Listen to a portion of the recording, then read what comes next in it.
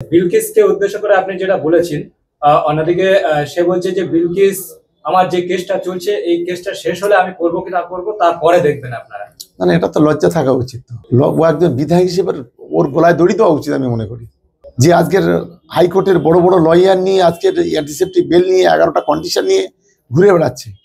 বিলকিস এসে বলছে আমি নওশাদের বউ, তার বিরুদ্ধে কেন মানহানি মামলা হবে না? আর এত যদি সাধু হলে তাহলে কেন ওখানে ওই অ্যান্টিসেপ্টিক বেলটা নিলেন? আপনার তো বুকের পাটা ছিল, আপনি নাকি বলেন আমি পীরজাদা। তা পীরজাদা যদি হয় তাহলে আপনি অ্যান্টিসেপ্টিক বেল নিলেন কেন?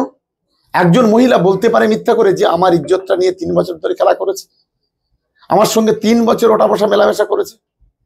মেয়েদের সবচেয়ে মূল্য হচ্ছে তার ইজ্জত। সে অনেক কিছু মিথ্যা কথা বলতে পারে, কারণ ইজ্জত সম্পর্কে মিথ্যা কথা বলতে পারে না। আমরা ছোট থেকে এই সমাজের সঙ্গে যুক্ত, আমরা এটা বুঝি। আর কত আর ধামাচাপা দেওয়ার চেষ্টা করবেন?